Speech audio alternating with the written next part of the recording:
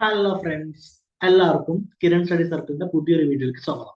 Okay, ഇന്ന് നമ്മൾ ചെയ്യാൻ പോകുന്ന വീഡിയോ എന്ന് പറഞ്ഞാൽ 10th പ്രിലിംസിന് സ്റ്റേജ് 4 കഴിഞ്ഞു. 10th പ്രിലിംസ് എല്ലാം കഴിഞ്ഞു. ഓക്കെ, സോ നമ്മൾ സ്റ്റേജ് 4ന്റെ ഒരു ക്വസ്റ്റ്യൻ ലെവൽ പേപ്പർ പ്രഡിക്ഷൻ നടത്തിയായിരുന്നു. അതും ആക്ച്വൽ ക്വസ്റ്റ്യൻ പേപ്പർ നമ്മളുള്ള ഒരു കമ്പാരിസൺ ആണ് നമ്മൾ ചെയ്യാൻ പോകുന്നത്. കൃത്യമായി പറയുകയാണെങ്കിൽ okay, second. കൃത്യമായി പറയുകയാണെങ്കിൽ നമ്മൾ കുറച്ചു കാലം മുമ്പ് 10th prelims question paper code A എന്ന് പറഞ്ഞിട്ട് പേപ്പർ ഉണ്ടാക്കിയിട്ടായിരുന്നു. ഓക്കെ, അത് വെച്ചിട്ടാണ് നമ്മൾ എന്ത് ചെയ്യുന്നത്, ഒരു 80 മാർക്ക് 20 മാർക്ക് എന്ന രീതിയിൽ നമ്മൾ പ്രവചിക്കാൻ വേണ്ടി പോകുന്നുണ്ടായിരുന്നത്. അത് നമ്മൾ വളരെ മുമ്പ് ഉണ്ടാക്കുകയും അതിനനുസരിച്ച് നമ്മൾ ടൈം ടേബിൾ പ്രിപ്പയർ ചെയ്ത് തരുകയും ചെയ്തിട്ടുണ്ടായിരുന്നു. ടൈം ടേബിൾ ഓർമ്മയുണ്ടെന്ന് വിചാരിക്കുന്നു.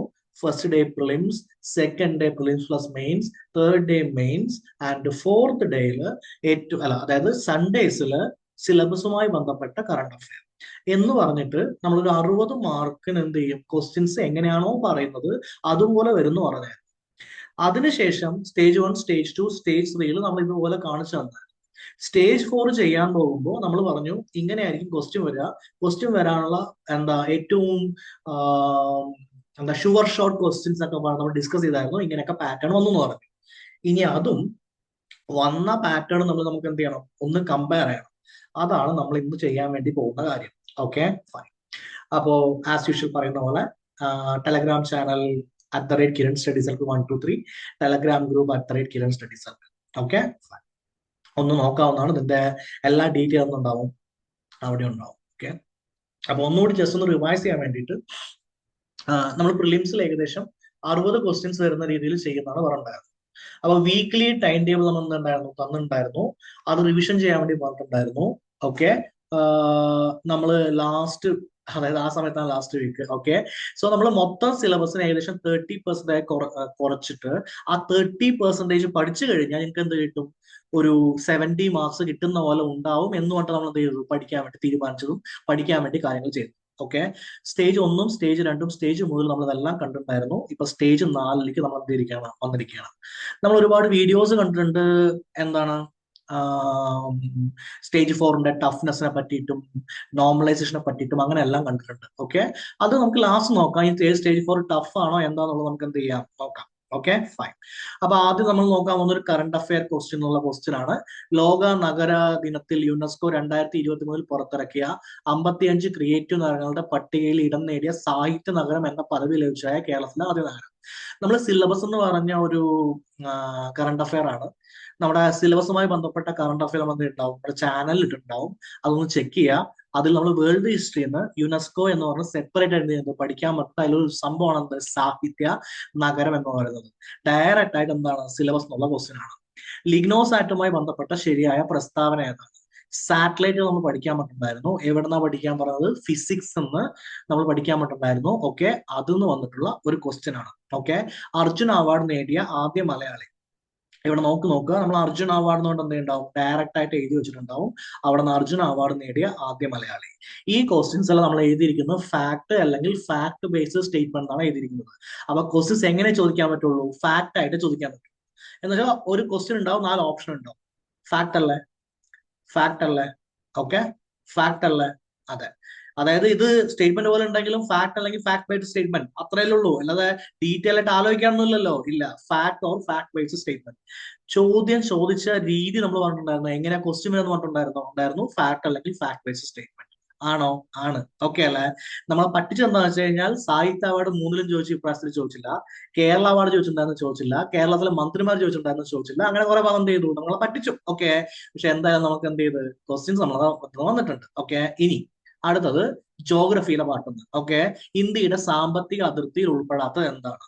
ഇവിടെ എടുത്തു നോക്കുക, എന്ത് അതിർത്തി, ഇന്ത്യയുടെ അതിർത്തി എന്ന് പറഞ്ഞിട്ട് നമ്മൾ എന്ത് ചെയ്തിട്ടുണ്ട്, പഠിക്കാൻ വേണ്ടി പറഞ്ഞിട്ടുണ്ട്. സെപ്പറേറ്റ് ആയിട്ട് പഠിക്കാൻ വേണ്ടി പറഞ്ഞിട്ടുണ്ട്. എങ്ങനെയുള്ള ക്വസ്റ്റ്യൻ വരുന്ന പറഞ്ഞിരിക്കുന്നത്, ഫാക്ട് ക്വസ്റ്റ്യൻ വരുന്നതാണ് പറഞ്ഞിരിക്കുന്നത്. ഒരു ഫാക്ട് ക്വസ്റ്റ്യൻ ആണോ വന്നിരിക്കുന്നത്? അതെ. ഓക്കെ, 2, 1959 ജർമ്മനിയുടെ സാങ്കേതിക സഹായത്തോടെ സ്ഥാപിതമായ ഇന്ത്യയിലെ ഇരുമ്പുരുക്ക് ശാല. ദാ കിടക്കുന്നു ഇന്ത്യയിലെ ഇരുമ്പുരുക്ക് പ്ലാന്റ്. ഓക്കെ, എന്റെ ചോദ്യം, ഇന്ത്യയുടെ അതിർത്തി പഠിക്കാൻ വേണ്ടി നിങ്ങൾക്ക് എത്ര പേജ് പഠിക്കണം? ഒന്നോ ഒന്നരയോ പേജ് പഠിക്കാൻ നിങ്ങൾക്ക് എത്ര സമയം എടുക്കും? ഒരു 2 മണിക്കൂർ, ഒരു 3 മണിക്കൂർ, ഒരു 4 മണിക്കൂർ? നേരത്തെ സമയം തന്നിട്ടുള്ളതല്ലേ? ഇന്ത്യയിലെ ഇരുമ്പുരുക്ക് പ്ലാന്റും അതുമായി ബന്ധപ്പെട്ട കാര്യങ്ങളും പഠിക്കാൻ ഒരു 1.5 പേജ് ഉണ്ട്. ഒരു 1.5 പേജ് പഠിക്കാൻ എത്ര സമയം എടുക്കും? ഒരു മണിക്കൂർ. ഓക്കെ, അത് പഠിച്ച് ഞങ്ങൾക്ക് മാർക്ക് കിട്ടുന്ന കാര്യമല്ലേ? അങ്ങനെയാണെങ്കിൽ ദിവസവും കുത്തിയിരുന്ന് പഠിക്കേണ്ട കാര്യമുണ്ടോ? ഇല്ലല്ലോ. ഇവിടെ പഠിക്കാൻ പറഞ്ഞ കാര്യം എന്താന്നുള്ളത് നേരത്തെ പറഞ്ഞു തരുന്നില്ലേ? ഓക്കെ, ഒരു ദിവസം ഒരു 2 മണിക്കൂർ ഒന്ന് പഠിക്കാൻ പറ്റിയില്ലേ? ഇതാ കിടക്കുന്നത് 2 മാർക്ക് അല്ലേ? അത് ഇരുമ്പുരുക്ക് വ്യവസായശാലകൾ എടുക്കുവാണെങ്കിൽ അതിന്റെ താഴെ ഒരു കാര്യം എടുത്തിട്ടാവും. ഇരുമ്പുരുക്ക് വ്യവസായശാലയ്ക്ക് ഏറ്റവും കൂടുതൽ വേണ്ട എന്താ? കൽക്കരിയാണ്. അപ്പൊ കൽക്കരിയിൽ വിവിധ ഭാഗങ്ങൾ എഴുതി വെച്ചിട്ടുണ്ടാവും. ആന്ത്രസൈറ്റ്, ബിറ്റുമെൻസ്, ലിഗ്നൈറ്റ് പറഞ്ഞിട്ട്. അതൊന്നും വന്ന ക്വസ്റ്റൻ എന്ത്? കൽക്കരി. അപ്പൊ ഇതേ സാധനം, ഏത് സാധനം? ഈ ഒരു 1.5 പേജ് കേരളത്തിലെ ആധുനിക വ്യവസായം എന്ന് പറഞ്ഞാൽ 1.5 പേജ് പഠിക്കുകയാണെങ്കിൽ എത്ര മാർക്ക് കിട്ടി? 2 മാർക്ക് കിട്ടി. ഇതിനു വേണ്ടി മാത്രമല്ലല്ലോ, സ്റ്റേജ് 4 വേണ്ടി മാത്രമല്ലല്ലോ. സ്റ്റേജ് 1, സ്റ്റേജ് 2, സ്റ്റേജ് 3, സ്റ്റേജ് 4 നേരത്തെ ഉണ്ടാക്കിയതല്ലേ? 3ലും വർക്കായില്ലേ? ഇതിലും വർക്കായില്ലേ? ഇനി എന്താ നിങ്ങൾക്ക് വേണ്ടത്? ഓക്കെ, കുറെ നേരം പഠിക്കാൻ പറയുന്നുണ്ടോ? ഇല്ല. കുറച്ചു നേരമല്ല പഠിക്കാൻ പറയുന്നുള്ളൂ. ഏതൊക്കെ ടോപ്പിക് ഡീറ്റെയിൽഡ് ആയി പഠിക്കണം എന്ന് പറഞ്ഞു തരുന്നുണ്ടോ? അവിടെ നമ്മൾ എന്താ എഴുതുന്നുണ്ട്? സ്റ്റേറ്റ്മെന്റ് എഴുതുന്നില്ലേ? ഇവിടെ എന്താ എഴുതിയിരിക്കുന്നത്? Fact and fact based statement അല്ലേ? എന്ന് വെച്ചാൽ എന്താ? ഒരു ഫാക്ടോ ഫാക്ട് ബേസ്ഡ് സ്റ്റേറ്റ്മെന്റോ അങ്ങനെയല്ല ക്വസ്റ്റ്യൻ വന്നിരിക്കുന്നത്. ഒരു നോർമൽ ആയിട്ടുള്ള ആലോചിച്ച് ചെയ്യാണ്ട. ഇല്ലല്ലോ, ഒരു ഫാക്ട് അല്ല വന്നിരിക്കുന്നത്. ഒരു ഫാക്ട് അല്ല വന്നിരിക്കുന്നത്. ഓക്കെ അല്ലേ? കേരളത്തിലെ സ്ഫടിക മണൽ സമ്പന്നമായ ജില്ല. ആ കിടക്കുന്നത് എന്ത്? കേരളത്തിലെ ആധുനിക വ്യവസായങ്ങൾ. അതുമായി ബന്ധപ്പെട്ട് ഒരു 6 വ്യവസായവും അതിന്റെ താഴെ എന്തുണ്ട്? കുറച്ച് കാര്യങ്ങൾ SCERT ബുക്കിൽ കൊടുത്തിട്ടുണ്ട്. ഒരു പേജ് ഉണ്ട് പഠിക്കാൻ വേണ്ടിയിട്ട്. എന്റെ ചോദ്യം, ആ ഒരു പേജ് പഠിക്കാൻ എത്ര സമയം എടുക്കും? അരമണിക്കൂർ. ഒന്ന് മനസ്സിരുത്തി വായിച്ച അരമണിക്കൂർ. ആ അരമണിക്കൂർ പഠിക്കാൻ പറ്റില്ലേ? ദാ കിടക്കുന്നത് എന്ത്? 1 മാർക്ക്. ഫാക്ട് ആണോ എഴുതി വെച്ചിരിക്കുന്നത്? അതെ. അപ്പൊ എന്താ ക്വസ്റ്റ്യൻ? ഫാക്ട് ആണ്. ഇത്രയും കാര്യം ഓക്കെ അല്ലേ? ഇന്ത്യൻ ഹിസ്റ്ററി എന്നുള്ള ക്വസ്റ്റ്യൻ. ഓക്കെ, ഇവിടെ കേരള സംസ്ഥാനം രൂപീകൃതമായപ്പോൾ തിരുവിതാംകൂറിന്റെ ഭാഗമായിരുന്ന ഏതെല്ലാം താലൂക്കുകളാണ് മദ്രാശി സംസ്ഥാനത്തിന് വിട്ടുകൊടുത്തത്? ഓക്കെ, ഇവിടെ എഴുതി വെച്ചിട്ടുണ്ട് സംസ്ഥാന പുനഃസംഘടന. ഇവിടെ കൃത്യമായി താഴെ എഴുതി വെച്ചിട്ടുണ്ട് 9, 10 വിഷയങ്ങൾ. അതായത് ഭരണഘടനാ അസംബ്ലിയും സംസ്ഥാന പുനഃസംഘടനാ കമ്മീഷന്റെയും സംസ്ഥാന പുനഃസംഘടനയുടെയും വിശദമായ പഠനം എവിടെയാണ് ആവശ്യമുള്ളത്? നമ്മുടെ എന്താണ്? മെയിൻ പരീക്ഷയ്ക്കാണ് ആവശ്യമുള്ളത്. പ്രിലിമിനറി പരീക്ഷയ്ക്ക് എന്ത് പഠിച്ചാൽ മതി? അടിസ്ഥാന വസ്തുക്കൾ മാത്രം പഠിച്ചാൽ മതി. ഇത് ഡയറക്റ്റ് ആയിട്ട് അവിടെ എഴുതി വെച്ചിട്ടുണ്ട്. ഫാക്ട് അല്ലേ വന്നിരിക്കുന്നത്? കൂടുതൽ ആലോചിക്കാനുണ്ടോ? ഇല്ലല്ലോ. ആണ്. ഓക്കെ അല്ലേ? Doctor S Kothari commission. ദാ കിടക്കുന്നത് വിദ്യാഭ്യാസ കമ്മീഷൻ. എങ്ങനെയുള്ള ക്വസ്റ്റൻ എഴുതിയിരിക്കുന്നത്? ഫാക്ട് അല്ലേ? ഫാക്ട് ക്വസ്റ്റൻ അല്ലേ വന്നത്? ഓക്കെ, ഒരു വിദ്യാഭ്യാസ കമ്മീഷൻ എത്ര പഠിക്കാനുണ്ട്? 4-5. ഓക്കെ, ഒരു 4-5 കമ്മീഷൻ പഠിക്കാൻ എത്ര സമയം എടുക്കും? അരമണിക്കൂർ. ഒരു മണിക്കൂർ. 1 മണിക്കൂർ PSC പഠിക്കാൻ പറ്റില്ലേ? ഓക്കെ അല്ലേ? 1 മണിക്കൂർ പഠിച്ചാൽ ദാ കിടക്കുന്നത് 1 മാർക്ക്. Okay, fine. ഇത്രയും കാര്യം ഓക്കെ ആണോ? അതെ. നിസ്സഹകരണ പ്രസ്ഥാനം നിർത്തിവെക്കാൻ ഗാന്ധിജിയെ പ്രേരിപ്പിച്ച സംഭവം എന്താണ്? ദാ കിടക്കുന്നത് ഗാന്ധിജിയും അദ്ദേഹത്തിന്റെ ഫ്രീഡം സ്ട്രഗിളും. എവിടെന്നാ പഠിക്കാൻ പറഞ്ഞത്? SCERT 10th ക്ലാസ്സിലെ ബുക്ക് ഉണ്ട്. അത് മാത്രം എന്ത് ചെയ്യുക? പഠിച്ചിട്ട് പോവാ എന്ന് മാത്രമല്ലേ പറഞ്ഞിട്ടുള്ളൂ. വേറെ എന്തെങ്കിലും പറഞ്ഞിട്ടുണ്ടാ? ഇല്ല. എല്ലാ സ്റ്റേജിലും വന്ന ക്വസ്റ്റൻ അല്ലേ? ഗാന്ധിജിയെ പ്രേരിപ്പിച്ച് ഗാന്ധിജിയുമായി ബന്ധപ്പെട്ട സംഭവങ്ങളും. Okay, poverty and British rule in India എന്ന പുസ്തകം രചിച്ചവരാണ്. ദാ കിടക്കുന്നത് INC. ബേസിക് ഫാക്ട് പഠിക്കാനാണ് പറഞ്ഞിരിക്കുന്നത്. കാരണം INC ഡീറ്റെയിൽഡ് ആയിട്ട് എന്തുണ്ട്? മെയിൻസിന് പഠിക്കാനുണ്ട്, ബാക്കിയുള്ള എക്സാംസ് പഠിക്കാനുണ്ട്. INC പഠിക്കുമ്പോൾ ഒരു ബേസിക് ഫാക്ട് അല്ലേ? ദാദാഭായ് നവറോജി. ആ ദാദാഭായ് നവറോജിയുടെ മെയിൻ പവർ ഏത് ബുക്കാണെന്നുള്ളത് ഏത് ചെറിയ കുട്ടിക്കും അറിയുന്ന ഒരു കാര്യമല്ലേ? അതെ. ഓക്കെ അല്ലേ? ഭാഷാടിസ്ഥാനത്തിൽ സംസ്ഥാനങ്ങളെ പുനഃസംഘടിപ്പിക്കുന്നതിനായി കേന്ദ്ര സർക്കാർ നിയമിച്ച സംസ്ഥാന പുനഃസംഘടനാ കമ്മീഷന്റെ അധ്യക്ഷൻ ആരാണ്? സംസ്ഥാന പുനഃസംഘടനാ കമ്മീഷൻ ഇവിടെ ഇല്ലേ? ഓക്കെ, ഫാക്ട് ബേസ് അല്ലേ പ്രിലിമിനറിക്ക് വേണമെന്ന് പറഞ്ഞിരിക്കുന്നത്? ഫാക്ട് ബേസ് ക്വസ്റ്റ്യൻ അല്ലേ വന്നിരിക്കുന്നത്? ഓക്കെ, താഴെ പറയുന്നതിൽ ഗാന്ധിജിയുടെ കേരള സന്ദർശനവുമായി ബന്ധമില്ലാത്തത് ഏതാണ്? ഓക്കെ, അപ്പൊ എവിടെയാ? ഗാന്ധിജിയും അദ്ദേഹത്തിന്റെ ഫ്രീഡം സ്ട്രഗിളും. SCERT 10th ക്ലാസ് അല്ലേ? കേരളത്തിൽ അദ്ദേഹം എന്ത് ചെയ്തു? സന്ദർശിച്ചു. എപ്പോ വന്നു? എത്ര പ്രാവശ്യം വന്നു എന്നെല്ലാം എന്ത് അവിടെ കറക്റ്റ് എഴുതി വെച്ചിട്ടില്ലേ? അത് മാത്രം പഠിക്കാനല്ലേ പറഞ്ഞിട്ടുള്ളൂ. വേറെ എന്തെങ്കിലും പഠിക്കാൻ പറഞ്ഞിട്ടുണ്ടോ? ഓക്കെ, കിട്ടണ്ട. ഓക്കെ, എത്രാമത്തെ മലബാർ ജില്ലാ സമ്മേളനം? ഇത് കേരള എന്താണ്? കേരള ഹിസ്റ്ററി എന്നുള്ളതാണ്. നമുക്ക് ഇന്ത്യൻ ഹിസ്റ്ററി എന്ത് ചെയ്യാൻ നിർത്തിയിട്ട് കേരള ഹിസ്റ്ററിക്ക് പോകുമ്പോൾ നോക്കാം. ഓക്കെ അല്ലേ? ഇവിടെ എന്താ? കോൺസ്റ്റിറ്റ്യൂഷൻ, ഭരണഘടന. ഇവിടെയാണ് നമുക്ക് എന്ത് പറ്റിയത്? അടിപറ്റിയത്. നമുക്ക് മാത്രമല്ല എല്ലാവർക്കും എന്ത് ചെയ്തത്? അടിപറ്റിയത്. ഭരണഘടന ആയി ബന്ധപ്പെട്ടിട്ട് കഴിഞ്ഞ 3 സ്റ്റേജിലും ഈ പറഞ്ഞ എല്ലാ കാര്യം തന്നെയാണ് ചോദിച്ചിട്ടുണ്ടായിരുന്നത്. പക്ഷെ ഈ സ്റ്റേജിൽ നമുക്ക് ഫണ്ടമെന്റൽ ഡ്യൂട്ടി കാണാനില്ല, നാഷണൽ സിംബൽ കാണാനില്ല, ഫ്ലാഗ് കാണാനില്ല, സോങ് കാണാനില്ല, ആന്തം കാണാനില്ല. ഓക്കെ, അതൊന്നും കാണാനില്ല. അതിലാണ് അടി പറ്റിയത്. ഒരുപാട് പേർക്ക് എന്ത് ചെയ്തു, അവിടെ പ്രശ്നം പറ്റി. ഞാൻ ആ പ്രശ്നം പറ്റി എന്ന് പറയുന്നത് ചോദിക്കട്ടെ, ഓക്കെ അല്ലേ? അവിടെ നിങ്ങൾക്ക് ആകെ കിട്ടാൻ പോകുന്നത് മാക്സിമം 4 മാർക്ക് അല്ലെങ്കിൽ 5 മാർക്ക് പിടിക്കട്ടെ, ഓക്കെ? 4 മാർക്കേ വരുള്ളൂ ഈ നാഷണൽ ഫാക്ട്, നാഷണൽ സിമ്പിൾ എല്ലാം കൂടി ചേർത്തിട്ട്. ആ 4 മാർക്ക് പോയത് കൊണ്ടാണ് നിങ്ങൾക്ക് PSC നഷ്ടപ്പെടാൻ പോകുന്നത്. ആണോ? ഓക്കെ, എന്റെ ചോദ്യം നിങ്ങളോടാണ്. അങ്ങനെ ഉണ്ടാ? ഓക്കെ, നമുക്ക് നോക്കാം. വിവരാവകാശ കമ്മീഷൻ ഘടന. വിവരാവകാശ കമ്മീഷൻ പഠിക്കാൻ വേണ്ടി പറഞ്ഞിട്ടില്ലേ? ഓക്കെ അല്ലേ? 2 കമ്മീഷൻ അല്ല പഠിക്കാൻ പറഞ്ഞിട്ടുള്ളൂ. 2 കമ്മീഷനാണ് സ്റ്റേറ്റ്മെന്റ് ലെവലിൽ പഠിക്കാൻ പറഞ്ഞത്. ഡീറ്റെയിൽഡ് ആയി പഠിക്കാൻ പറഞ്ഞ 2 കമ്മീഷനാണ് ഉള്ളത്. ഒരു കമ്മീഷൻ വിവരാവകാശ കമ്മീഷൻ, ഒരു കമ്മീഷൻ മനുഷ്യാവകാശ കമ്മീഷൻ. ഈ 2 കമ്മീഷനും മെയിൻസിന് ഉള്ളതല്ലേ? നമ്മുടെ പ്രിലിം പ്ലസ് മെയിൻസിന്റെ ടൈം ടേബിൾ ഉള്ളതല്ലേ ഈ കമ്മീഷൻസും? ആണല്ലോ. അങ്ങനെയാണെങ്കിൽ ഫണ്ടമെന്റൽ റൈറ്റ്സ് എന്താ? മൗലിക അവകാശമാണ് സ്റ്റേറ്റ്മെന്റിൽ പഠിക്കാൻ പറ്റുള്ളൂ. ബാക്കി എല്ലാം എന്താണ്? ഫാക്ട് ബേസിൽ പഠിക്കാൻ പറഞ്ഞ കാര്യങ്ങളാണ് അല്ലേ? അതെ, ഓക്കെ. ദാ കിടക്കുന്നു കമ്മീഷൻ, വിവരാവകാശ കമ്മീഷന്റെ ഘടന. നമ്മൾ 2 കമ്മീഷനെ പഠിച്ചിട്ടുള്ളൂ. ഒരു കമ്മീഷൻ എന്ത് ചെയ്തു? ക്വസ്റ്റ്യൻ വന്നു. നിലവിലെ വിവരാവകാശ കമ്മീഷണർ, കറണ്ട് അഫയേഴ്സ് ആർ എവിടെന്നാ വരിക? ദാ കിടക്കുന്നു എന്ത്? Chairman human rights commission, information commission, chairman of constitutional bodies അല്ലേ? ഓക്കെ അല്ലേ? ഇൻഫർമേഷൻ കമ്മീഷന്റെ ചെയർമാനും വിവരാവകാശ കമ്മീഷന്റെ ചെയർമാനും മനുഷ്യാവകാശ കമ്മീഷന്റെ ചെയർമാനും എന്താ? ഭരണഘടനയും അവരുടെ ചെയർമാൻമാരും, ഭരണഘടനാ സ്ഥാപനങ്ങളും അവരുടെ ചെയർമാൻമാരും. അത് ഹൈക്കോടതി ചീഫ് ജസ്റ്റിസ്, സുപ്രീം കോടതി ചീഫ് ജസ്റ്റിസ്, UPSC ചെയർമാൻ, അങ്ങനെയുള്ളത്. ഇത്രയല്ലേ പഠിച്ചിട്ട് പോകാൻ പറഞ്ഞിട്ടുള്ളൂ. ഓക്കെ അല്ലെ? സിലബസുമായി ബന്ധപ്പെട്ട കറണ്ട് അഫയർ, ഇത് സിലബസിന്റെ അവിടെ നമ്മൾ എഴുതിയിട്ടുണ്ട്. ഓക്കെ, മൊത്തം ഡീറ്റെയിൽസ് എവിടെയുണ്ട്? ചാനലിലും ഉണ്ട്. Okay, fine. അങ്ങനെയാണെങ്കിൽ നിലവിലെ വിവരാവകാശ കമ്മീഷണർ, ഇതല്ലേ കറണ്ട് അഫയർ? കറണ്ട് അഫയർ പഠിക്കാൻ സമയമില്ല. എന്താ പ്രശ്നം കറണ്ട് അഫയറിന്? ഓക്കെ, താഴെ പറയുന്നവരിൽ സാംസ്കാരികവും വിദ്യാഭ്യാസവുമായ മൗലിക അവകാശങ്ങളിൽ ഉൾപ്പെടാത്ത ഏതാണ്? ഒരു സ്റ്റേറ്റ്മെന്റ് ലെവൽ ക്വസ്റ്റൻ അല്ലേ? ഓക്കെ, കഴിഞ്ഞ 3 സ്റ്റേജിലും സ്റ്റേറ്റ്മെന്റ് ലെവലിലെ വന്നത്, ഇതിലും സ്റ്റേറ്റ്മെന്റ് ലെവലിലെ വന്നത്. നമ്മളിവിടെ സ്റ്റേറ്റ്മെന്റ് ലെവലല്ലേ എഴുതിയിരിക്കുന്നത്. വിവരാവകാശ കമ്മീഷൻ ഒരു സ്റ്റേറ്റ്മെന്റ് ലെവലുള്ള കാര്യങ്ങൾ കൃത്യമായി വായിച്ചു നോക്കേണ്ട ഘടനയല്ല ഉള്ളത്. നമ്മൾ സ്റ്റേറ്റ്മെന്റ് ആണെന്ന് വെച്ചാൽ സ്റ്റേറ്റ്മെന്റ് വരുന്നില്ലേ? ഫാക്ട് ആണെന്ന് വെച്ചാൽ ഫാക്ട് വരുന്നില്ലേ? ടോപ്പിക്കുകൾ അതിനനുസരിച്ച് വരുന്നില്ലേ? ഡിവൈഡ് ചെയ്ത് തന്നിട്ടില്ലേ? മൊത്തം സിലബസിന് 30% കുറച്ച് തന്നില്ലേ? ഓക്കെ അല്ലെ? അതിൽ തന്നെ എല്ലാ ഭാഗങ്ങളും ഡീറ്റെയിൽ ആയി പഠിക്കാൻ പറഞ്ഞോ? ഇല്ലല്ലോ. സ്റ്റേറ്റ്മെന്റ് എഴുതിയ ഭാഗം മാത്രം എന്ത് ചെയ്യുക? ഡീറ്റെയിൽ ആയി പഠിക്കുക. ഇത്രയല്ലേ പറഞ്ഞിട്ടുള്ളൂ. ഇത് PSC പഠനത്തിൽ നടക്കില്ലേ? ഓക്കെ അല്ലേ? ആണല്ലോ. ഇനി നമുക്ക് കേരള ജോഗ്രഫിയിലേക്ക് പോകാം. കേരളത്തിലെ ആദ്യത്തെ ജലവൈദ്യുത പദ്ധതി ദാ കിടക്കുന്നു, വൈദ്യുത പദ്ധതികൾ അല്ലേ? ആണ്. ഒരു വൈദ്യുത പദ്ധതി എത്ര പേജ് പഠിക്കാനുണ്ട്? ഒരു പേജ്, 1.5 പേജ്. ഈ 1.5 പേജ് പഠിക്കാൻ പറ്റില്ലേ? ഒരു അരമണിക്കൂർ, 1 മണിക്കൂർ അല്ലെങ്കിൽ ഒരു 2 മണിക്കൂർ എടുക്കാൻ പറ്റില്ലേ? എല്ലാ സ്റ്റേജിലും ക്വസ്റ്റ്യൻ വന്നതല്ലേ? ഷുവർ ഷോട്ട് നമ്മൾ പറഞ്ഞതല്ലേ? ദാ കിടക്കുന്നത് ക്വസ്റ്റ്യൻ. ഫാക്ട് ക്വസ്റ്റ്യൻ ആണോ പറഞ്ഞിരിക്കുന്നത്? അതെ. ഓക്കെ അല്ലേ? അപ്പൊ ഫാക്ട് ക്വസ്റ്റ്യൻ അല്ല വന്നത്. അതെ. ഓക്കെ അല്ലേ? ഇവിടെ ഒന്നും സ്റ്റേറ്റ്മെന്റ് എഴുതിയിട്ടില്ലല്ലോ. സ്റ്റേറ്റ്മെന്റ് എവിടെ മാത്രമേ എഴുതിയിട്ടുള്ളൂ? മലനാട്, ഇടനാട്, തീരപ്രദേശം. അത് മാത്രമല്ല സ്റ്റേറ്റ്മെന്റിൽ പഠിക്കാൻ പറ്റുള്ളൂ. ബാക്കി എല്ലാം എന്താ? ഫാക്ട് ബേസ് അല്ലേ പഠിക്കാൻ പറഞ്ഞിരിക്കുന്നത്. ചെറുതും വലുതുമായ കായലുകളുടെ എണ്ണം. ദാ കിടക്കുന്നു കായലുകൾ. കായലുകൾ പഠിക്കാൻ പറ്റില്ല മക്കളെ. ഓക്കെ അല്ലേ?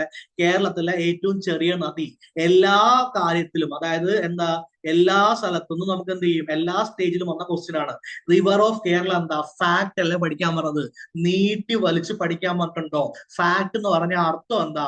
ബേസിക് ആയ കാര്യങ്ങൾ പഠിച്ചിട്ട് പോവാ.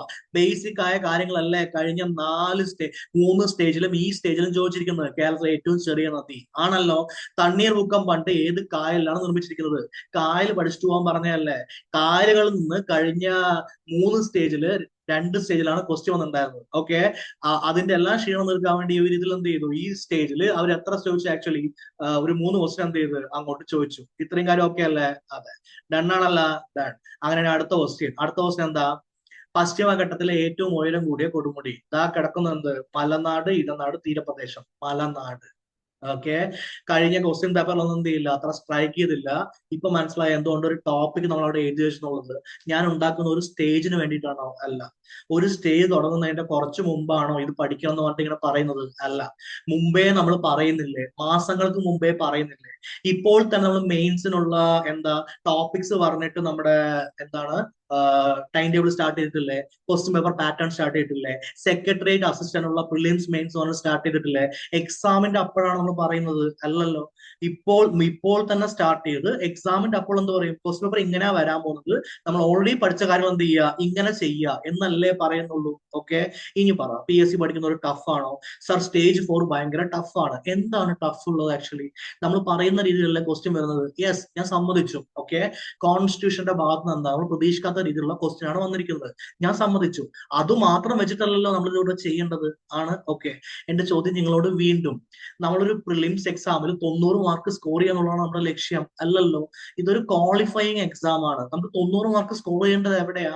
മെയിൻസിലല്ലേ, അല്ലേ? ഓക്കെ, ഇതൊരു ക്വാളിഫയിങ് എക്സാമിനാണ്. സാർ എന്റെ ഫ്രണ്ടിന് 80 ഉണ്ട്, എന്റെ ഫ്രണ്ടിന് 90 ഉണ്ട്, ഉണ്ടായിക്കോട്ടെ, ക്വാളിഫൈ ചെയ്താൽ പോരെ മക്കളെ. ഓക്കെ അല്ലെ? അതായത് 100 മീറ്റർ നമ്മൾ ഓടാൻ പോകണമെന്ന് വിചാരിക്കൂ. ഹീറ്റ്സിലാണോ സ്കോർ ചെയ്യേണ്ടത് അതോ ഫൈനൽസിലാണോ? ഹീറ്റ്സ് എന്ന് വെച്ചാൽ ക്വാളിഫൈങ്ങിൽ ക്വാളിഫൈ ചെയ്താൽ പോരെ. ഫൈനലിലല്ലേ ഉസൈൻ ബോൾട്ടിനെ പോലെ ഓടേണ്ടത്. ഓക്കെ, നമ്മുടെ പ്രിലിംസ് ആണ്, അത് ആലോചിച്ചാണ് എന്ത് ചെയ്തത് എക്സാം എഴുതേണ്ടത്. മൊത്തം അറിയില്ലെങ്കിൽ എന്തില്ല, ഒരു കുഴപ്പമില്ല. ഇത്രയും കാര്യം ഒക്കെയാണല്ലോ, ഇത്രയും കാര്യം ഒക്കെയാണ്. ദാ കിടക്കുന്നു കേരള ഹിസ്റ്ററി. കുറിച്യ കലാപം കഴിഞ്ഞ 3 സ്റ്റേജിൽ 2 സ്റ്റേജിൽ വന്നതല്ലേ. ഓക്കെ, ഈ സ്റ്റേജിൽ അവർ ചോദിച്ചില്ല. എന്റെ കൂടെ പറയൂ, സാമൂഹ്യ പരിഷ്കർത്താക്കൾ നമ്മൾ എന്തൊക്കെയാ പഠിക്കാൻ പറഞ്ഞത്? പണ്ഡിറ്റ് കറുപ്പൻ, അയ്യങ്കാളി, ചട്ടമ്പി സ്വാമി ശ്രീനാരായണ ഗുരു, VT ഭട്ടതിരിപ്പാട്, കുമാരഗുരു, മന്നത്ത് പത്മനാഭൻ. ഇത്രയല്ലേ പഠിക്കാൻ പറഞ്ഞിട്ടുള്ളൂ. അവിടെ താഴെ ഞാൻ എന്താ എഴുതി വെച്ചിരിക്കുന്നത്? ഈ 7 സോഷ്യൽ റിഫോമർ മാത്രം പഠിക്കുക, ബാക്കിയുള്ള ആരും എന്ത് ചെയ്യരുത്, ടച്ചേ ചെയ്യേണ്ടെന്നാണ് എഴുതിയിരിക്കുന്നത്. ഏതെങ്കിലും ഒരാൾ നിങ്ങളോട് ഇങ്ങനെ പറഞ്ഞിട്ടുണ്ടോ അങ്ങനെ പഠിക്കരുത്, ഇത് മാത്രം പഠിച്ചാൽ മതി പറഞ്ഞിട്ടുണ്ടാ? കാരണം ബാക്കിയുള്ള സാമൂഹ്യ പരിഷ്കർത്താക്കൾ എന്ത് ചെയ്തു? ക്വസ്റ്റ്യൻ വന്നു. ആ ഒരു ക്വസ്റ്റിനോ 2 ക്വസ്റ്റിനോ കിട്ടാൻ എത്ര സാമൂഹ്യ പരിഷ്കർത്താക്കൾ പഠിക്കും? നിങ്ങൾ ടൈം വേസ്റ്റ് അല്ലേ? ഞാൻ ആ ടൈം മൊത്തം എന്തായി വിട്ടു തന്നില്ലേ നിങ്ങൾക്ക്? ഓക്കെ അല്ലേ? എന്ത് പറഞ്ഞ്? അത് പഠിക്കണ്ട, വിട്ടോളൂ എന്ന് പറഞ്ഞില്ലേ? കേരള ഹിസ്റ്ററിയിൽ എന്തൊക്കെ പഠിക്കാനുണ്ടായിരുന്നു അത് മുഴുവൻ എഴുതി വെച്ചിട്ട് 6 ഭാഗമായിട്ട് എഴുതി വെച്ചിട്ട് ഒന്ന് പഠിച്ചിട്ട് പോകൂ മക്കളെ എന്നല്ലേ പറഞ്ഞിട്ടുണ്ടായിരുന്നത്? ആണോ? ഓക്കെ, ദ സാമൂഹ്യ പരിഷ്കർത്താക്കള് VT ഭട്ടതിരിപ്പാട്, കുമാരഗുരു, പണ്ഡിറ്റ് കറുപ്പൻ. വാഗ്ബടാനന്ദുണ്ട്, സമ്മതിച്ചു. ഓക്കെ അല്ലേ? നമ്മൾ പറഞ്ഞ 3 പേരും വന്നില്ലേ? ആണ്. ആരാധനാ സ്വാതന്ത്ര്യത്തിന് വേണ്ടി നടന്ന പ്രക്ഷോഭങ്ങളുടെ സ്വാധീനപരമായി തിരുവിതാംകൂർ സർക്കാർ ക്ഷേത്രപ്രവേശന വിളംബരം പുറപ്പെടുവിച്ച സമരം. എന്തൊക്കെ സത്യാഗ്രഹം പഠിക്കാൻ പറഞ്ഞത്? ഗുരുവായൂർ, വൈക്കം. ഓക്കെ അല്ലെ? പിന്നെ ഉപ്പു സത്യാഗ്രഹം, കേരളം. ഗുരുവായൂർ, വൈക്കം എല്ലാത്തിലും വന്നില്ലേ? ക്വസ്റ്റ്യൻ എങ്ങനെയാ വരാൻ പോകുന്നത്? ഫാക്ട് ആണ്. ഇവിടെ എവിടെയെങ്കിലും സ്റ്റേറ്റ്മെന്റ് വന്നിട്ട് എഴുതിയിട്ടുണ്ടാ? ഇല്ല. ഫാക്ട് ക്വസ്റ്റ്യൻ ആണോ? അതെ. ഫാക്ട് ക്വസ്റ്റ്യൻ ആണോ? അതെ. അയ്യങ്കാളി നമ്മൾ എഴുതിയ സാമൂഹ്യ പരിഷ്കർത്താക്കളല്ലേ? ഫാക്ട് ക്വസ്റ്റ്യൻ ആണോ? അതെ. ഓക്കെ അല്ലെ? നവോത്ഥാന നായകൻ 1896 മാർച്ച് 26 ജയിച്ച നവോത്ഥാന നായകൻ നമ്മൾ എഴുതി വെച്ച ആളല്ലേ? അതെ. പ്രത്യക്ഷ രക്ഷാ ദൈവസഭ, കുമാരഗുരുദേവൻ. ഓക്കെ, നമ്മൾ എഴുതി വെച്ചല്ലേ? അതെ. ഓക്കെ, അപ്പൊ ഈ പ്രാവശ്യം വന്ന എല്ലാ സാമൂഹ്യ പരിഷ്കർത്താക്കളും കേരള ഹിസ്റ്ററി എന്താ നമ്മൾ പറഞ്ഞ ആളുകളാണ്. വേറെ ആരെങ്കിലും പഠിച്ചുകൊണ്ട കാര്യമുണ്ടാ? ഇല്ല. ഓക്കെ അല്ലെ? ഇനി ഇത്രയും 3 സ്റ്റേജിലും PSC അത്ര ശ്രദ്ധിക്കാത്തൊരു ഭാഗമാണ് എന്ത്? ഉത്തരവാദ ഭരണ പ്രക്ഷോഭം. ഉത്തരവാദമല്ല, ഉത്തരവാദ ഭരണ പ്രക്ഷോഭം. ഓക്കെ, ദാ കിടക്കുന്നു ക്വസ്റ്റ്യൻ. എന്താണ്? എത്രാമത്തെ മലബാർ ജില്ലാ രാഷ്ട്രീയ സമ്മേളനമാണ് 1920 മഞ്ചേരി നടന്നത്? ദേശീയ പ്രസ്ഥാനത്തിന്റെ ഭാഗമായി മലബാറിൽ നേതൃത്വം നൽകിയ വനിതയാരാണ്? ഉത്തരവാദ ഭരണ പ്രക്ഷോഭങ്ങൾ പഠിക്കുന്നതാണ്. ഫാക്ട് ആണോ പഠിക്കാൻ പറഞ്ഞത്? സ്റ്റേറ്റ്മെന്റ് ആണെങ്കിൽ ഇവിടെ സ്റ്റേറ്റ്മെന്റ് എഴുതി വെക്കില്ലേ? ഓക്കെ, ഫാക്ട് ആണോ പഠിക്കാൻ പറഞ്ഞത്? അതെ, ഫാക്ട് ആണ് പഠിക്കാൻ പറഞ്ഞത്. ഫാക്ട് ക്വസ്റ്റ്യൻ അല്ലേ വന്നിരിക്കുന്നത്? സ്റ്റേറ്റ്മെന്റ് ക്വസ്റ്റ്യൻ ആണോ? അല്ല. താഴെ പറയുന്ന നവോത്ഥാന നായകന്മാരിൽ ഒരേ വർഷം ജനിച്ചവരാതല്ല. അയ്യങ്കാളി, പണ്ഡിറ്റ് കറുപ്പൻ, എന്താ ചട്ടമ്പി സ്വാമി, ഇതുവരെല്ലാവരും ഉണ്ട്. ഇതൊക്കെ നമ്മൾ പഠിച്ചിട്ടുള്ളവരല്ലേ? നമ്മൾ പഠിച്ചിട്ടുള്ള ആളുകളെ എന്ത് ചെയ്താൽ മതി? ഒന്ന് മിക്സ് ചെയ്ത് നോക്കിയാൽ പോരെ? ആളെ കിട്ടിയില്ലേ? ആണല്ലോ. അതെ. ദാ കിടക്കുന്നു ബയോളജി. ഓക്കെ, ബയോളജിയിൽ ഒന്നാമത്തെ ക്വസ്റ്റ്യൻ. ഓക്കെ, UNEP-യുടെ ദിനം എന്താണ്? എന്താണ് ഇതുമായി ബന്ധപ്പെട്ട കാര്യം? എന്താണ്? എന്ത്? ഒന്ന് വിനോദസഞ്ചാര ദിനമുണ്ട്, രണ്ടാമത്തെ എന്താ? പരിസ്ഥിതിയുമായ ദിനമുണ്ട്. ഇവിടെ പരിസ്ഥിതിയുമായിട്ടുള്ള ബന്ധപ്പെട്ട ദിനങ്ങൾ ജൈവവൈവിധ്യ പ്രചരണ കറണ്ട് അഫെയർ പറഞ്ഞിട്ടുണ്ടാ? ഇനി പറയാം കറണ്ട് അഫെയർ എന്താ പ്രശ്നം? ആക്ച്വലി കറണ്ട് അഫെയറിൽ നമ്മൾ മാക്സിമം കറണ്ട് അഫെയർ എന്ത് ചെയ്യുന്നുണ്ട്? നമ്മൾ സിലബസ് എന്നുള്ളത് പറഞ്ഞു തരുന്നുണ്ട്. അതല്ലേ വരുന്നത്? ആ ന്യൂസ് എന്നുള്ള 2 കറണ്ട് അഫെയറിന് വേണ്ടി ലോകത്തുള്ള എല്ലാ കാര്യവും പഠിക്കാൻ പറ്റുമോ? ഇല്ലല്ലോ. ഇല്ല. Okay, fine. അങ്ങനെയാണെങ്കിൽ ഇന്ത്യയിലെ കാർഷിക കാലങ്ങളിലെ റാബിയുടെ ശരിയായ വിളയിറക്കൽ കാലം. കറുത്ത മണ്ണ് കാണപ്പെടുന്ന ജില്ല. കേരളത്തിലെ ഏറ്റവും വലിയ ജലസേചന പദ്ധതി. ദാ കിടക്കുന്നു എന്ത്? പ്രധാന കാർഷിക വിളകൾ എന്ന് പറഞ്ഞ അവിടെ എഴുതി വെച്ചിട്ടില്ലേ? പ്രധാന കാർഷിക വിളകൾ 4 പേജല്ലേ ഉള്ളത്. 4 പേജ് പഠിക്കാൻ നേരത്തെ പറഞ്ഞിട്ടില്ലേ? അതൊന്ന് പഠിച്ചിട്ട് പോകാൻ പറ്റുമല്ലോ. ഒരു 2 ദിവസം പോരെ? മാസങ്ങൾക്ക് മുമ്പ് തന്നെ പറഞ്ഞതല്ലേ? ക്വസ്റ്റ്യൻ എങ്ങനെയാ വരാൻ പോകുന്നത്? ഫാക്ട് അല്ലേ? ഇവിടെ എവിടെയെങ്കിലും സ്റ്റേറ്റ്മെന്റ് ബേസിൽ ഡീറ്റെയിൽ ആയി പഠിക്കാൻ പറഞ്ഞിട്ടുണ്ടോ? ഇല്ലല്ലോ. ബേസിക് ആയ കാര്യങ്ങളെല്ലാം പഠിച്ചിട്ട് പോകാനല്ലേ പറഞ്ഞത്? ദാ കിടക്കുന്നു ക്വസ്റ്റ്യൻസ്. Okay, fine. ജൈവ വൈവിധ്യം എന്ന് പറഞ്ഞിട്ട് ക്വസ്റ്റ്യൻ ഉണ്ട്. എവിടെ നിന്ന് പഠിച്ചിട്ട് പോകാനാ പറഞ്ഞത്? ആക്ച്വലി SCERT-യിലെ പാരിസ്ഥിതികമായി ബന്ധപ്പെട്ട കാര്യങ്ങൾ എവിടെന്ന എൻവയോൺമെന്റ് എവിടെന്നാ പഠിച്ചിട്ട് പോകാൻ പറഞ്ഞത്? 12ാം ക്ലാസ്സിലെ SCERT ബുക്ക്. അത് മാത്രം പഠിച്ചു പോകാനാ പറഞ്ഞത്. അത് മാത്രവും PYQ. വേറെ എന്തെങ്കിലും പഠിക്കാൻ പറ്റണ്ട? വേറെ ഒന്നും പഠിക്കാൻ പറ്റില്ല. അത് ചെയ്യാൻ പറ്റില്ലേ? ചെയ്യാൻ പറ്റും. ഓക്കെ അല്ലെ? ദാ കിടക്കുന്നു ക്വസ്റ്റ്യൻ 12ാം ക്ലാസ്സിൽ ഇതിൽ ജൈവവൈവിധ്യം, ജീവശാസ്ത്ര പിതാവ്, സ്പീഷീസ്, വർഗീകരണത്തിന്റെ പിതാവ് എല്ലാം അതിൽ കൊടുത്തിട്ടുണ്ട്. ഓക്കെ അല്ലെ? ഇനി എന്താ? ജീവകങ്ങളും അപര്യാപ്ത രോഗങ്ങളും. ദാ കിടക്കുന്നു ജീവകങ്ങളും അപര്യാപ്ത രോഗങ്ങളും ഉള്ളതല്ലേ? ആണ്. ഓക്കെ. അവിടെ എന്തുണ്ട്? രോഗമുണ്ട്. ഓക്കെ. തെങ്ങോലകളിലെ മഞ്ഞളിപ്പ് കാരണം ഏത് മൂലകത്തിന്റെ കുറവാണ്? കാർഷിക വിളകൾ നമുക്ക് പഠിക്കാനുള്ള ഒരു ഭാഗമാണ്. ജന്തുജന്യമായ മഞ്ഞപ്പനി വർദ്ധന രോഗമാണ്. രോഗങ്ങളും രോഗകാരികളും എല്ലാം ഫാക്ട് അല്ലേ ഞാൻ പറഞ്ഞത്? എല്ലാം ഫാക്ട് അല്ലേ വന്നിരിക്കുന്നത്? ഓക്കെ. പ്രകൃതി സംരക്ഷണവുമായി ബന്ധപ്പെട്ട് മെയ് 23 പ്രാധാന്യം. ദാ കിടക്കുന്നു ഇവിടെ കറണ്ട് അഫെയർ. ഓക്കെ അല്ലെ?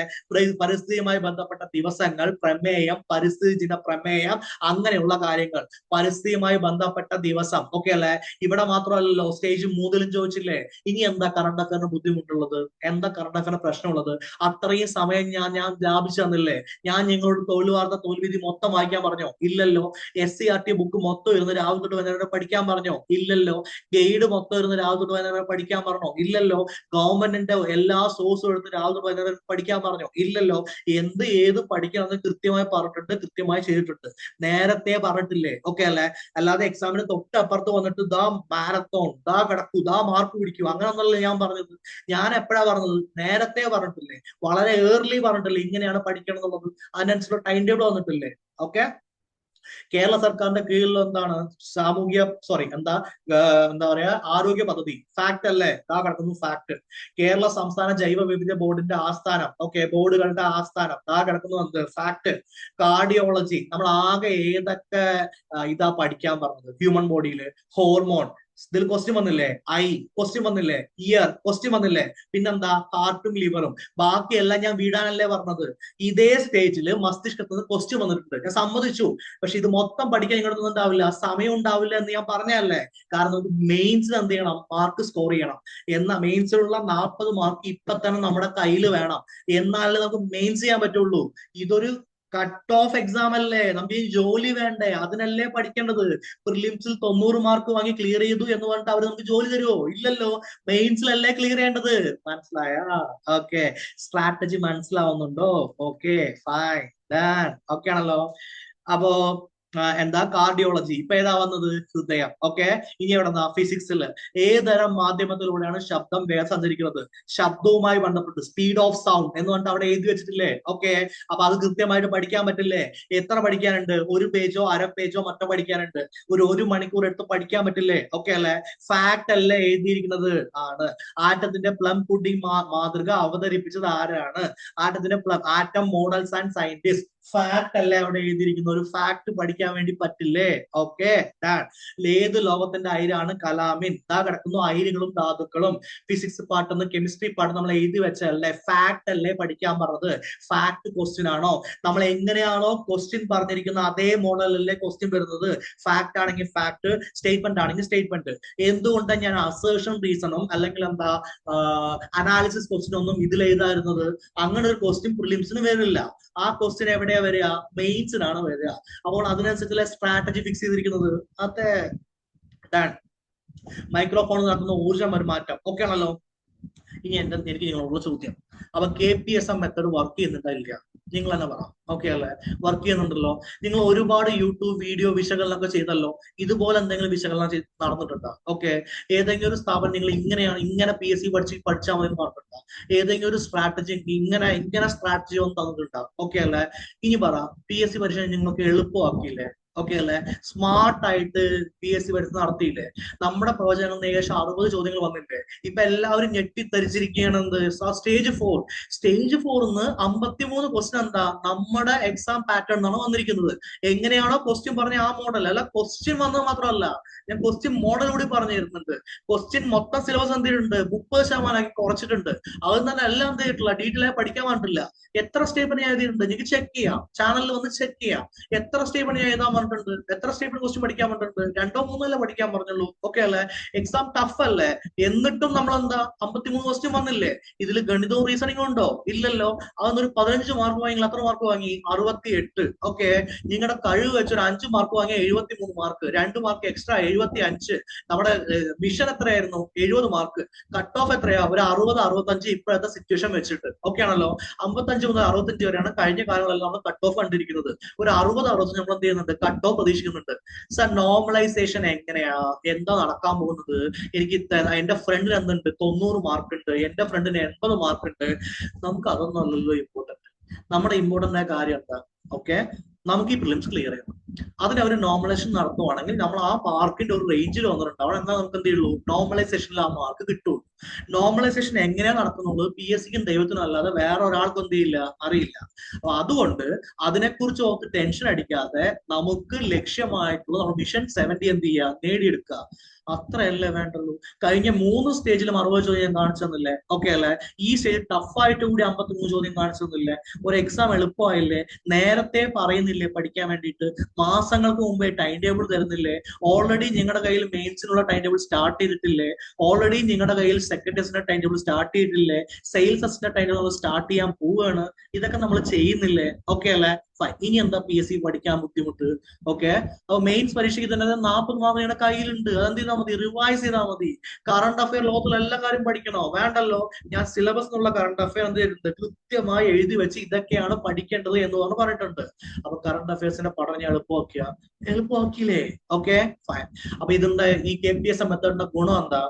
മുഴുവൻ സിലബസും പഠിക്കേണ്ടതില്ല. ഞാൻ വീണ്ടും പറയുന്നു, മുഴുവൻ സിലബസ് എന്ത് ചെയ്യണ്ട, പഠിക്കേണ്ടതില്ല. ഗൈഡും SCRT ബുക്കും മൊത്തമായി പഠിക്കേണ്ടതില്ല. കറണ്ട് അഫയർ ലോകത്തുള്ള എല്ലാ കാര്യവും പഠിക്കേണ്ടതില്ല. നമുക്ക് നമ്മുടേതായ ടൈം ടേബിൾ ഉണ്ട്. ടൈം ടേബിൾ വളരെ ലളിതമാണ്. എന്ന് വെച്ചാൽ കുറച്ച് പഠിച്ച് നമ്മൾ എന്ത് ചെയ്യും, സ്റ്റേറ്റ് ഫസ്റ്റ് വാങ്ങും. സ്റ്റേറ്റ് ഫസ്റ്റ് വാങ്ങണം നമ്മുടെ ലക്ഷ്യം. അതെ, ഓക്കെ അല്ലെ? കുറച്ച് പഠിച്ച് നമ്മൾ എന്ത് ചെയ്യും, സ്റ്റേറ്റ് ഫസ്റ്റ് വാങ്ങും. സമയം ലാഭിച്ച, സ്ട്രെസ് പോയ, മെയിൻസിനെ കുറിച്ച് ഭയപ്പെടേണ്ട കാര്യമുണ്ട്. നമ്മൾ ടോപ്പിക്കിനെ തന്നെ fact, time line, match the following കൊണ്ട് ഡിവൈഡ് ചെയ്യുന്നില്ലേ? Statement, assertion, reason, analysis, question പറഞ്ഞ് ഡിവൈഡ് ചെയ്യുന്നില്ലേ? ഇതെല്ലാം ചെയ്തു തരുന്നില്ലേ? ഓക്കെ അല്ലേ? ഇനി പറ, ടെൻഷൻ അടിക്കാതെ പ്രിലിംസ് എഴുതാനല്ലേ പറഞ്ഞത്? എക്സാമിന് പോകുമ്പോഴേ പറഞ്ഞിട്ടുണ്ടായിരുന്നല്ലോ, എന്താണ്, 90 മാർക്കല്ല ലക്ഷ്യം. എക്സാമിന് ഒരു 10 ക്വസ്റ്റ്യൻ എവിടെന്നെങ്കിലും ടഫ് വന്നു കഴിഞ്ഞാൽ പേടിക്കേണ്ട കാര്യമില്ല. ആ എക്സാം എന്നിട്ട് സാർ സ്റ്റേജ് 3കാർക്ക് ഇങ്ങനെയായിരുന്നു, സ്റ്റേജ് 2കാർക്ക് ഇങ്ങനെയായിരുന്നു ഒക്കെ വിചാരിക്കേണ്ട കാര്യമില്ല. നമ്മുടെ റേഞ്ച് ഇതാണ്, മിഷൻ ഇതാണ്, അത് മാത്രം എന്ത് ചെയ്യുക, നോക്കിയിട്ട് തിരിച്ചു വരിക എന്നല്ലേ പറഞ്ഞിട്ടുണ്ടായിരുന്നത്. ഓക്കെ, അപ്പൊ സ്ട്രാറ്റജി ഓക്കെ അല്ലേ? ഇനി നമ്മൾ ചെയ്യാൻ പോകുന്ന അസിസ്റ്റന്റ് സെയിൽസ്മാന്റെ സ്റ്റഡി പ്ലാനാണ്. സാർ ഇങ്ങനൊന്നും അല്ല വന്നിരിക്കുന്നത്, എന്താ വേറെ ഏതെങ്കിലും രീതിയിലാണ്, അല്ലെങ്കിൽ ഞാൻ പറഞ്ഞ സ്ട്രാറ്റജിയിൽ നിങ്ങൾക്ക് പ്രശ്നമുണ്ട്, അല്ലെങ്കിൽ ഇതുപോലെ വേറെ ആരെങ്കിലും പറയുന്നുണ്ട്, അങ്ങനെയൊക്കെ ഉണ്ടെങ്കിൽ എന്ത് ചെയ്യുക, എനിക്ക് കമന്റ് ചെയ്യുക, എനിക്ക് മെസ്സേജ് ചെയ്യുക. ഓക്കെ അല്ലേ? @Kiran Study Circle 123 Telegram group @Kiran Study Circle. എന്റെ പേര് കിരൺ ആണ്. ഓക്കെ അല്ലേ? ഇനി പറ, PSC പഠനം എളുപ്പമല്ലേ? ഓക്കെ, നല്ല രീതിയിൽ എളുപ്പമാക്കി മാറ്റിയില്ലേ? ഫൈൻ. അപ്പൊ പറയുന്ന രീതിയിൽ കാര്യങ്ങൾ ഫോളോ ചെയ്യില്ലേ? ഇതേ കാര്യങ്ങൾ ഞാൻ എന്ത് ചെയ്യുന്നുണ്ട്, ഗ്രൂപ്പിൽ ഷെയർ ചെയ്യുന്നുണ്ട്. ഓക്കെ, ഇത് ചാനലിലല്ല, ഇത് ഗ്രൂപ്പിലാണ് ഷെയർ ചെയ്യുക. ഒരു second, let me groups. Group അതായത് കിരൺ സ്റ്റഡി സർക്കിൾ എന്ന് പറഞ്ഞ ഗ്രൂപ്പിലാണ് ഇത് ഷെയർ ചെയ്യുക. ഓക്കെ, അപ്പൊ നിങ്ങൾക്ക് നമ്മുടെ സ്റ്റഡി പ്ലാൻ കൊണ്ട് വളരെയധികം ഉപകാരം ഉണ്ടായി എന്ന് വിചാരിക്കുന്നു. ഓക്കെ അല്ലേ? അത് പ്രകാരം പഠിച്ചുകൊണ്ട് നന്നായിട്ട് മാർക്ക് കിട്ടിയെന്ന് വിചാരിക്കുന്നു. അപ്പൊ നന്നായിട്ട് മാർക്ക് കിട്ടിയവർ മുഴുവൻ എന്ത് ചെയ്യുക, മെയിൻസിന് പ്രിപ്പയർ ചെയ്യുക. ഇനിയുള്ളവര് പേടിക്കാതെ ഇനി വരാൻ പോകുന്ന CPO, WCPO, sales assistant, secretary assistant, SI, ഇതിനൊക്കെ എന്ത് ചെയ്യുക, നന്നായിട്ട് പ്രിപ്പയർ ചെയ്യുക. ഇത്രയും കാര്യം ഓക്കെ അല്ലേ? ഓക്കെ.